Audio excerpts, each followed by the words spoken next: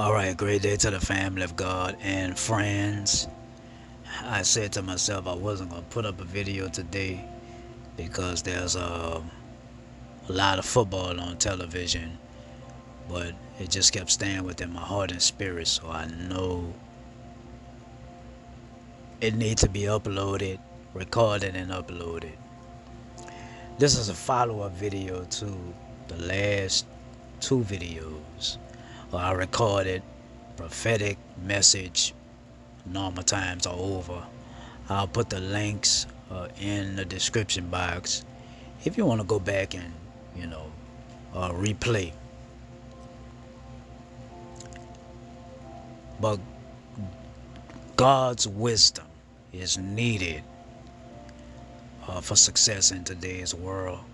And when I use the word success, I'm not using it like it's used in the secular world or corporate America, because the way we succeed in God's kingdom is different from the way people succeed in secular world, corporate America, business economy, and all.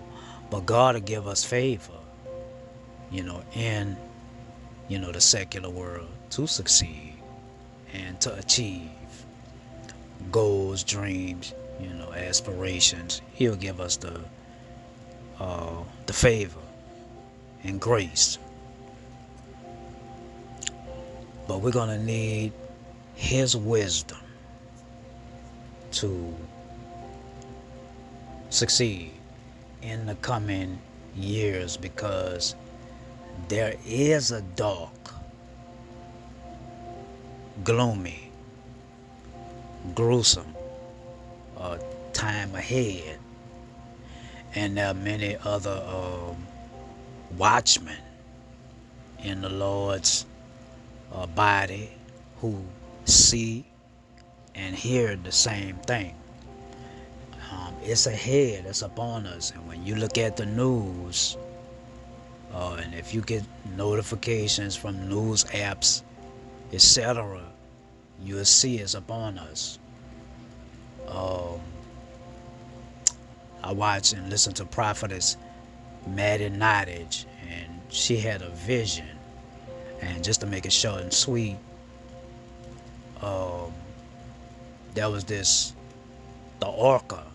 Y'all know the it's like a whale, like a dolphin whale, But anyway, it went to warn people that there was something coming, but the people just disregarded the orca, and it went away from the people. But when it turned around, some kind of way it was triggered, and it turned around and it went back to attack those people that wouldn't heed the warning. And people lost their minds in the at the beach and in the ocean. They lost their minds, So I'll put that link in the description box too, so you can watch it. But there's something coming. There is something coming. I just believe it's going to be another pandemic, like 2020, but worse. A pandemic of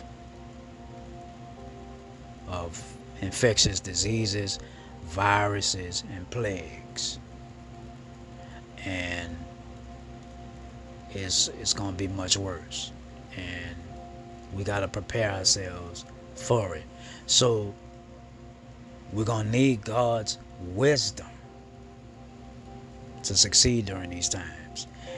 There are a lot of church leaders that are not giving their people godly instruction, godly counsel, prophetic wisdom that can help people to succeed through times like that.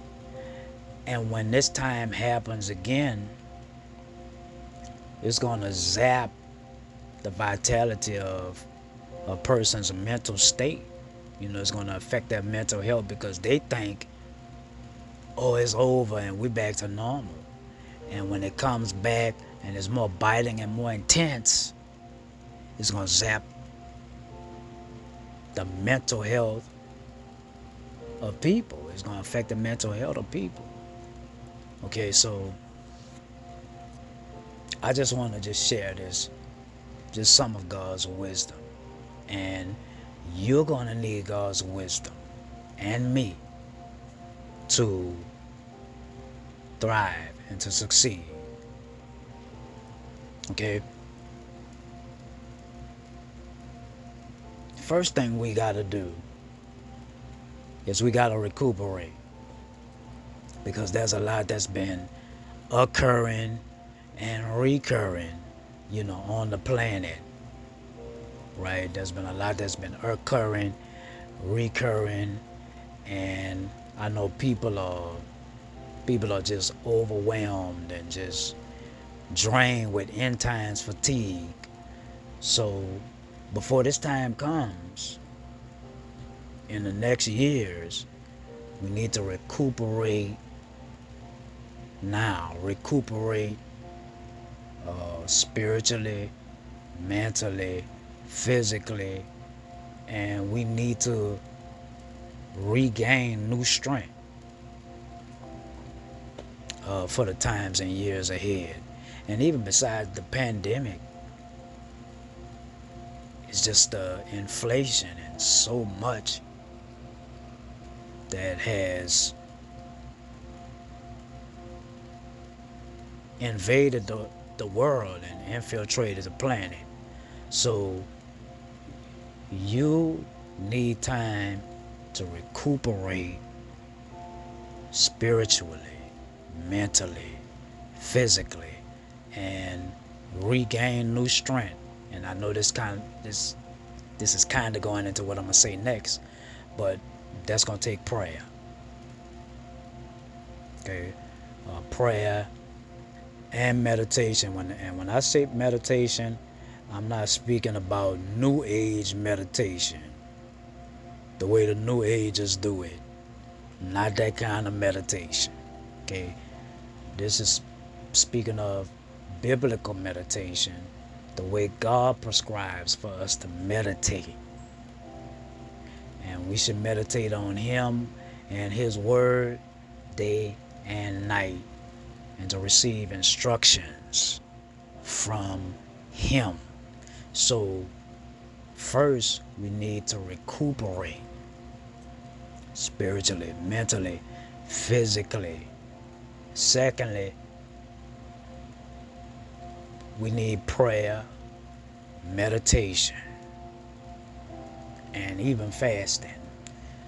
But prayer has to be an asset for the believer now. Prayer has to be a value for us. It has to be a value. And I even notice now that a lot of churches don't even make prayer a priority anymore. If you go in some churches and sit in them, they pray for probably 3 minutes, 5 minutes. They don't even value prayer. It's not even an asset. And how are we going to succeed in these days if prayer is not an asset? If prayer is not a value to us? If we don't seek the Lord's face, if we don't go before His altar, how are we going to succeed? And many of the churches and the leaders of the churches don't make prayer of value. Okay, I'm going to stop right here, but I'll be back next week.